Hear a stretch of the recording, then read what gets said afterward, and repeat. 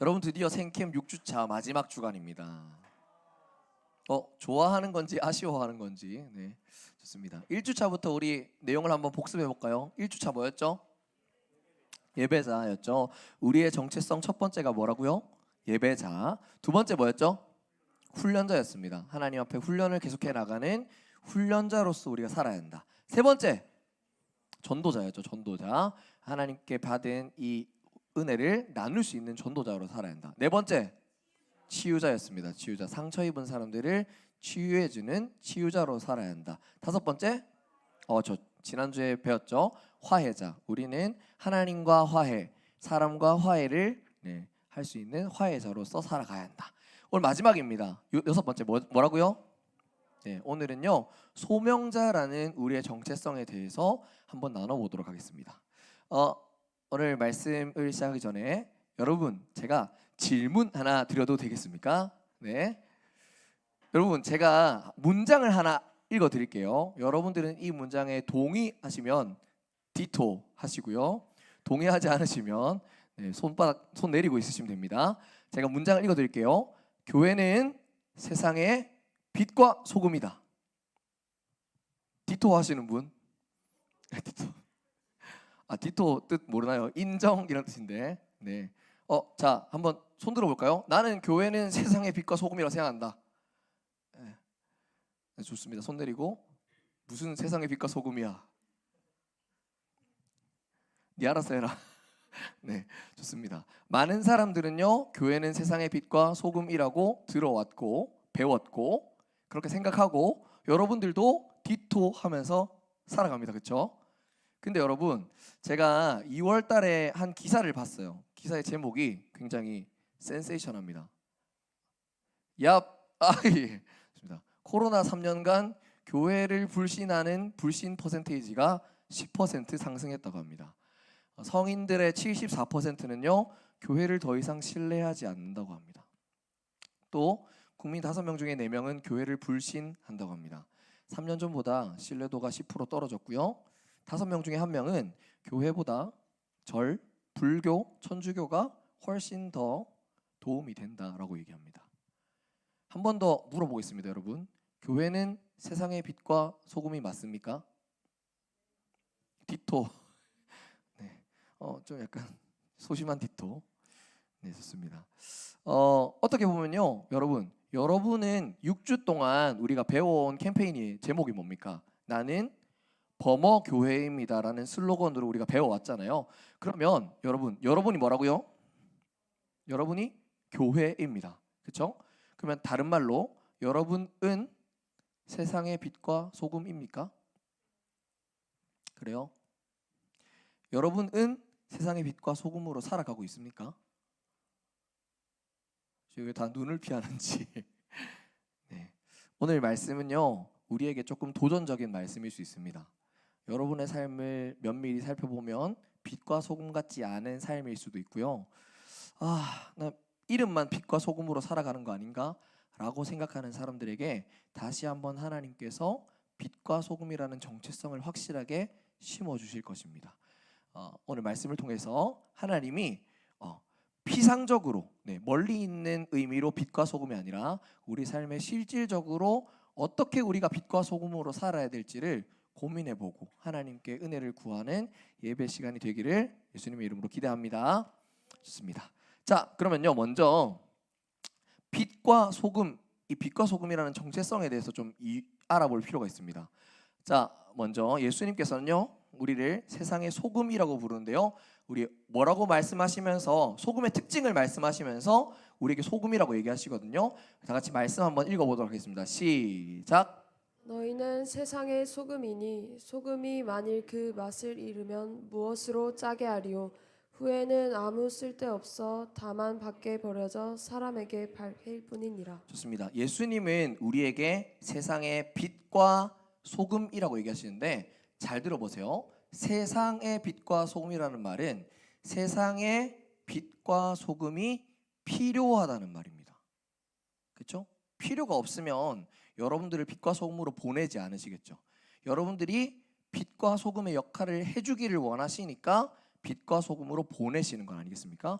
첫 번째로 소금이 가지고 있는 역할은 무엇일지, 우리가 세상에서 어떤 역할을 해야 될지를 한번 생각해 봅시다. 소금은 무슨 맛이 나나요?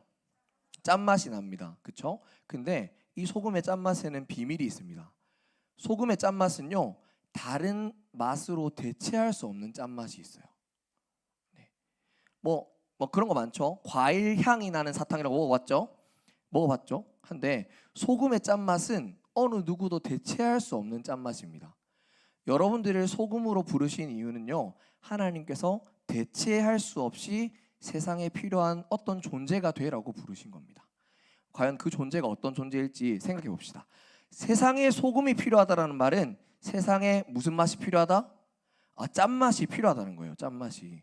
세상은 맛을 잃은 채 살아가는 사람들의 인생입니다. 세상은 맛을 잃은 채 살아가는 인생들의 모임이에요.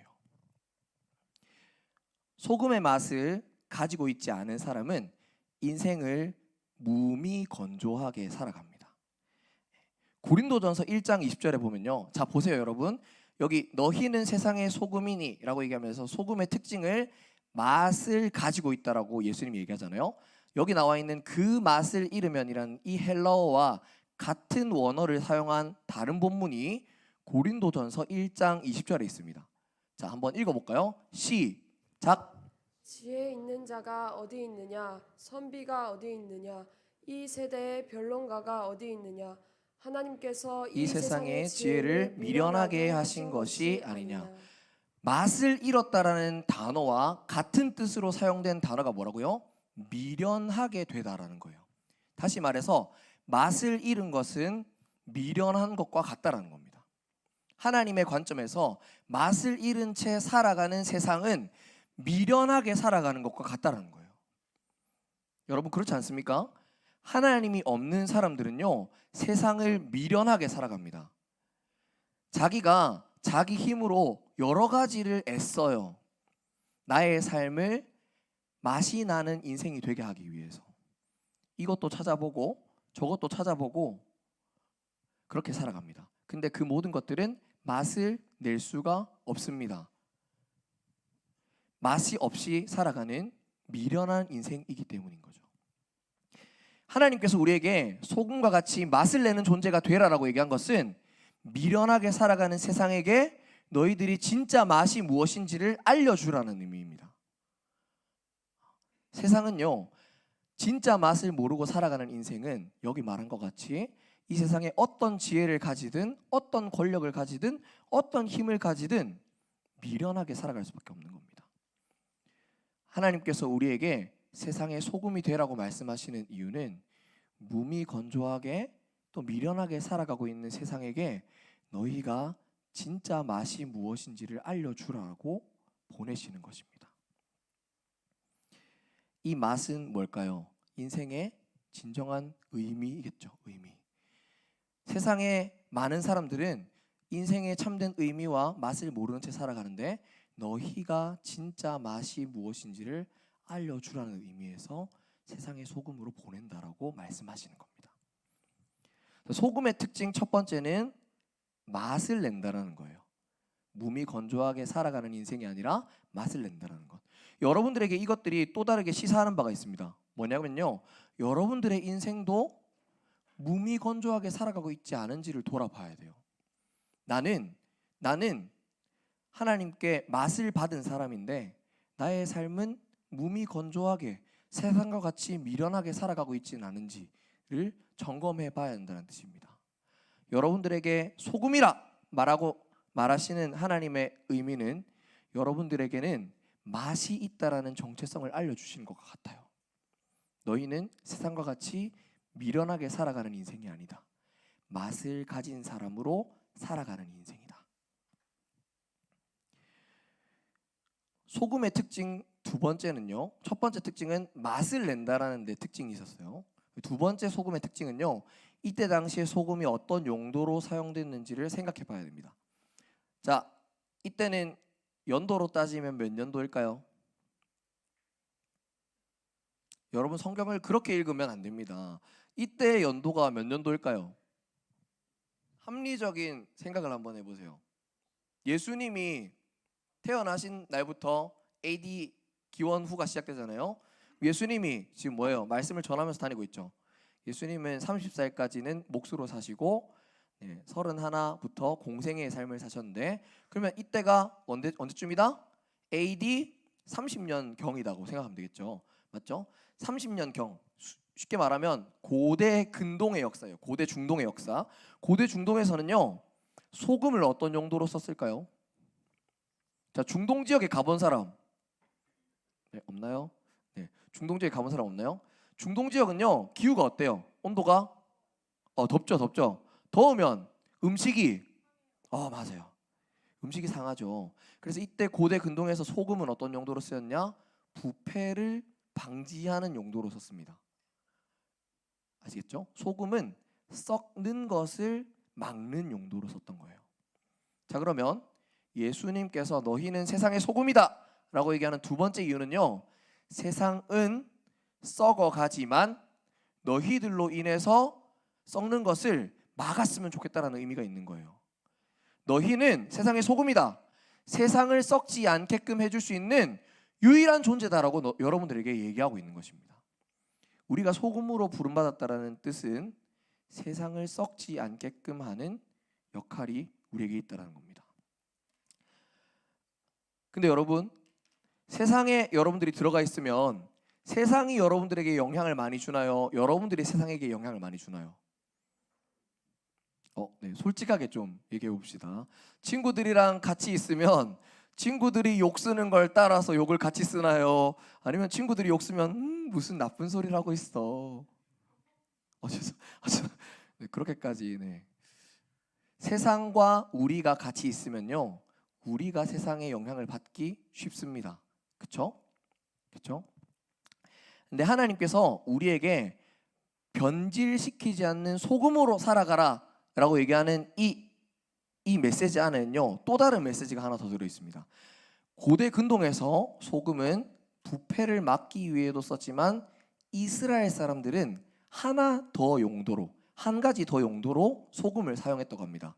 오늘 말씀에 마가복음 9장 50절, 오늘 말씀은 아니지만 마가복음 9장 50절에 보면요, 이 소금의 역할을 설명해 놓는 구절이 있습니다. 한번 읽어볼까요? 시작. 소금은 좋은 것이로되 만일 소금이 그 맛을 잃으면 무엇으로 이를 짜게 하리요? 너희 속에 소금을 두고 서로 화목하라 하시니라. 네, 너희 속에 소금을 두고 서로 화목하라. 이 얘기는요, 무슨 얘기냐면, 자, 이때 당시에 이스라엘 사람들은 소금을 어떨 때 썼느냐? 사람과 사람이 약속을 맺을 때 썼습니다. 약속을 맺을 때, 예를 들어서 재물이 있거나 예물이 있거나 그 계약서 같은 조항들이 있을 거 아니에요? 거기다가 소금을 두는 거예요. 그러면서 어떤 의미를 담느냐? 하나님께서 우리 사이에 언약을 맺어 주셔서 하나님께서 이 언약이 소금을 뿌렸으니까 변하지 않게 해달라는 의미가 있는 거예요. 다시 말해서 소금은 언약의 상징이기도 합니다. 변하지 않는 약속의 상징이기도 합니다. 그러면 여러분들에게 하나님이 세상의 소금으로 살아라라는 말에는요, 이런 의미가 있어요. 너희는 세상 가운데 들어가서 세상의 여러 영향을 받으면서 살겠지만 내가 언약한 것과 마찬가지로 너희를 썩지 않게 지켜줄게라는 의미가 있는 겁니다. 하나님께서 약속하셔서 너희를 세상 가운데서도 썩지 않게 지켜줄게. 그러니까 너희도 소금으로 살자 라는 의미가 들어있는 거예요. 이처럼 우리에게 소금으로 살아라고 말씀하시는 하나님의 의미에는 두 가지의 큰 의미가 있습니다. 맛을 전해주라. 또 썩지 않게끔 역할을 감당하라. 너희 힘으로 안 되면 내가 도와줄게. 그런 의미가 숨어 있는 겁니다. 여러분, 예수님이 우리에게 소금으로 살라고 얘기하신 다음에 뭐로 또 살라고 얘기하셨죠? 빛으로 살라고 얘기했습니다.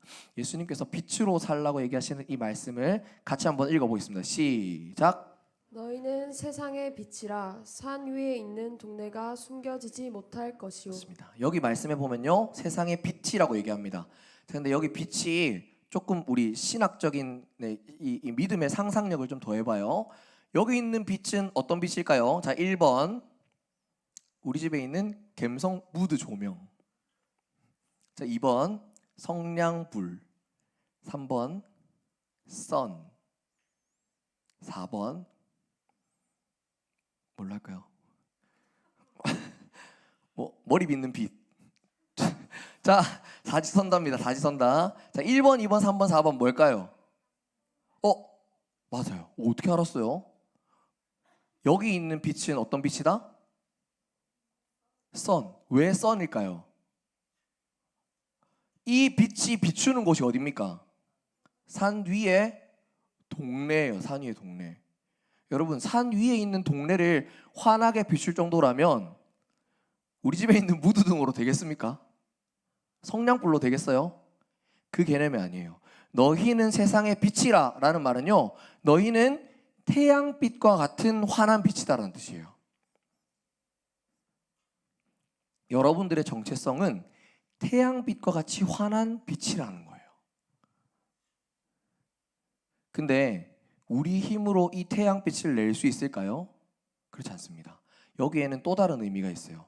그게 무슨 말이냐? 태양빛과 같은 하나님의 빛을 너희가 비추는 존재야라는 거예요. 너희 속에 있는 하나님이 세상을 비추실 때, 너희 속에 있는 하나님이 세상을 비추실 때 태양빛과 같은 빛이 세상을 비출 것이라는 의미가 있는 거예요. 우리 속에 있는 하나님의 빛이 세상을 비춘다는 뜻입니다. 세상은요, 빛이 필요합니다. 어둠 가운데 있고 또 숨겨져 있는 동네와 같이 길을 잃고 헤매는 사람들이 많아요. 그런 이들에게 우리가 하나님과 같은 빛을 비추어야 한다는 뜻이에요. 이처럼 세상은 소금과 빛이 필요합니다. 그리고 예수님께서는 그 곳으로 우리를 보내시는 거예요. 세상 가운데로 나아가라.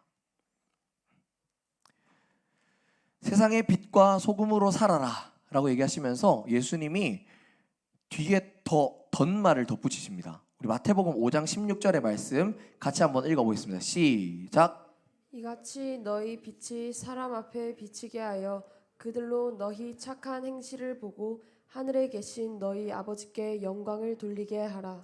마태복음 5장 16절에 나와 있는 말씀만 보면요, 이런 느낌이 되게 강해요. 착한 행실을 해서 하나님의 모습을 비추어라, 이런 느낌 같죠? 근데 그 의미가 아닙니다. 여기 나와 있는 착한 행실은요, 사람의 힘으로 절대로 이뤄낼 수 없는 착한 행실이에요. 이 원어적인 의미를 따지면 굿인데요, 굿은 하나님만 가능한 겁니다. 그 말인즉슨 뭐다? 너희 하나님께 받은 행실을 사람들에게 보이라라는 뜻이에요. 너희가 하나님께 받은 사랑을 세상에게 보여줘라. 너희가 착한 행실을 하려고 하지 말고 너희가 하나님께 받은 대로 살아내라 라는 뜻인 거예요. 다시 말해, 소금과 빛으로 사는 삶의 유일한 방법은요, 우리에게 소금과 빛이셨던 하나님을 기억하고 그대로 살아내는 방법밖에는 없는 겁니다. 소명자로 사는 방법은요, 소명이 무슨 뜻이에요? 부를 소자에 목숨명입니다. 너의 목숨을 어떻게 불러내셨는지, 너의 목숨을 하나님께서 어떻게 건져내셨는지를 기억해야만 살아낼 수 있다는 뜻이에요. 여러분들의 삶에 미련한 세상과 같이 맛을 잃고 살아가던 삶이었다면, 빛을 잃고 어둠 가운데 살아갔던 삶이었다면, 하나님께서 너희를 어떻게 빛과 소금으로 건져내셨는지를 기억하고 그 마음으로 살아내라는 거예요. 너희는 세상의 빛과 소금이다라는 이 말씀 속에는요, 내가 먼저 너희에게 빛과 소금이 되었듯이 살아내라 라는 의미가 담겨 있는 겁니다. 세상에 빛과 소금이 참 많이 필요합니다. 요즘은요, 교회 다니지 않는 사람들보다 훨씬 더 나쁜 짓을 많이 한다라고 얘기해요. 뭐 미디어의 영향도 있겠죠. 넷플릭스 보면 항상 범죄 저지르는 건 목사님들이고요. 교회 다닌다고 하면서 애들 괴롭히는 건 마찬가지고 난립니다. 근데 여러분, 저는 그걸 보면서 어떤 사람들은 교회에 대해서 너무 부정적으로 보는 거 아닌가 생각하는데요. 저는 그걸 보면서 우리가 끊임없이 생각해야 한다고 생각해요. 나는 어떤 교회로 살아갈 건가? 나는 어떤 모습으로 세상의 빛과 소금으로 살아갈 건가? 여러분, 진짜 소금과 빛은 어디에 있든지 티가 납니다. 소금과 빛의 특징 또 다른 한 가지는요, 어디에 들어가든 티가 난다는 거예요. 카라멜 마키아토에 소금 집어넣으면 티가 안 납니까? 맛이 바로 티가 나죠. 어두운데 빛이 비추면 티가 안 납니까? 가릴 수가 없는 겁니다. 여러분들 마음속에 빛과 소금이 있다라면, 여러분들이 정말 빛과 소금으로 살아간다면 세상이 모를 수가 없다라는 거예요. 학교 안에서 여러분들의 친구들이 여러분들을 보면서 빛과 소금으로 살아가는 건 저런 거구나, 티가 안 날 수가 없다는 겁니다. 세상에는 빛과 소금이 필요한데 왜 여러분들은 빛과 소금의 역할을 감당하지 않고 숨어 있습니까? 빛과 소금으로 살아가는 인생은 끊임없이 내 안에 가득 차 있는 이 소금과 빛을 나누는 삶이에요. 티가 안 날 수가 없는 인생입니다. 여러분의 삶을 한번 돌아보세요. 여러분들은 안전하다라고 생각합니까? 나는 나름대로 신앙생활 잘하고 살아간다 생각합니까? 예수님 믿으면서 티 안 내고 살아가고, 그렇죠. 그 문 앞에 범어교회 이런 폐 안 붙이는 이유가 편하게 살려고, 차 뒤에 교회 스티커 안 붙이는 이유가 편하게 살려고, 친구들 무단횡단하면 같이 무단횡단하고요. 세상이랑 다른 게 뭡니까? 교회가. 세상이랑 다른 게 없으니까 세상도 우리에게 기대하지 않아요. 우리에게 소금과 빛으로 살라고 세상이 손가락질하는 이유는요, 제발 너희들 원래 모습 좀 회복해. 너희들한테 기대가 있어. 이런 뜻이에요. 교회 다니는 사람 뭐 좀 다르지? 교회 다니는 사람 뭔가 새롭지? 그런 모습을 세상이 기대하니까 실망도 큰 거라고요. 우리가 참된 소명자로 살기 위해선 우리 삶이 완전히 바뀌어야 됩니다. 우리 삶이 완전히 바뀌어서 학교에 있든 직장에 있든 내가 서 있는 어떤 자리에 있든 티가 날 수밖에 없어야 돼요. 소금 맛이 나고요, 반짝반짝거리고요. 빛과 소금이 들어가면 어디 가서든 다 티가 납니다. 그게 우리의 삶의 모습이에요. 전도사님이 이번 주 말씀을 준비하면서 개인적으로 좀 은혜가 많이 됐던 부분이 있습니다. 그 부분을 우리 마지막으로 나누고 말씀을 마무리할까 하는데요. 예수님께서 어떤 사람들에게 너희는 세상의 소금과 빛이라고 얘기하시는지를 잘 생각해 봐야 됩니다. 성경책 있는 분들은요, 마태복음 5장 13절 앞에 무슨 내용이 나오는지를 살펴보세요. 마태복음 5장 13절 앞절에 보면요, 예수님께서 산 위에 올라가서 8가지 복에 대해서 설명합니다. 제가 그 내용을 읽어 드릴게요. 첫 번째 복, 심령이 가난한 자는 복이 있나니. 두 번째, 애통하는 자는 복이 있나니. 세 번째, 온유한 자는 복이 있나니. 네 번째, 의에 줄이고 목마른 자는 복이 있나니. 다섯 번째, 긍휼히 여기는 자는 복이 있나니. 여섯 번째, 마음이 청결한 자는 복이 있나니. 일곱 번째, 화평하게 하는 자는 복이 있나니. 여덟 번째, 의를 위하여 박해를 받는 자는 복이 있나니라고 얘기를 해요. 여러분, 이 팔복의 대상인 사람들을 잘 생각해 보면요, 팔복의 대상이 된 사람들을 잘 생각해 보면 8가지의 복이 많은 사람이 아닙니다. 8가지의 복이 필요한 사람들이었어요. 심령이 가난했던 사람들이었고요, 의에 줄이고 목마른 사람들이었고, 의를 위하여 박해를 받는 사람들이었어요. 이 사람들의 정체성에 대해서, 이 사람들의 부류는 어떤 사람인지 그 앞장 4장으로 넘어가면 어떤 무리들이 몰려와서 팔복을 들었는지를 설명하는데, 4장 24절 제가 읽어보겠습니다. 그의 소문, 예수 그리스도의 소문에 온 수리아에 퍼진지라. 사람들이 모든 앓는 자, 병에 걸려서 고통하는 자, 귀신 들린 자, 간질하는 자, 중풍병자를 예수님께 데려오니, 이 사람들이 팔복에 대해서 들었던 사람이에요. 예수님은 병든 자, 아픈 자, 신음하는 자, 죽어가는 사람들을 불러 모으셔서 팔복을 설명하시고 선포하시는 거예요. 뭐라고요? 너희는 세상의 소금과 빛이라고요. 가진 것이 많은 사람, 마음이 넉넉한 사람, 은혜가 충만한 사람, 완벽한 사람들에게 너희는 세상의 빛과 소금이라고 얘기하지 않으시고, 예수님이 너희는 이라고 얘기하신 사람들은 누구냐? 마음이 찢겨지고 가난하고 병들고 가진 것이 하나도 없고 내 인생이 왜 이래? 라고 생각하는 사람들에게 너희는 세상의 빛과 소금이라고 얘기하신 거예요. 내가 너희들의 빛과 소금이 되어줄게. 그러니까 너희도 너희 마음속에 있는 걸 가지고 살아. 하나님의 부르심에는요, 먼저 이것이 있었습니다. 우리의 정체성이 무엇인지 잊고 살아가는 우리들에게 너희는 그냥 살아가는 인생이 아니야. 너희는 맛을 잃고 살아가는 인생이 아니야. 미련하게 살아가는 인생이 아니야. 세상과 같이 어둠 가운데 살아가는 인생이 아니라 빛과 소금으로 살아갈 수 있는 사람들이야 라고 얘기하신 것입니다.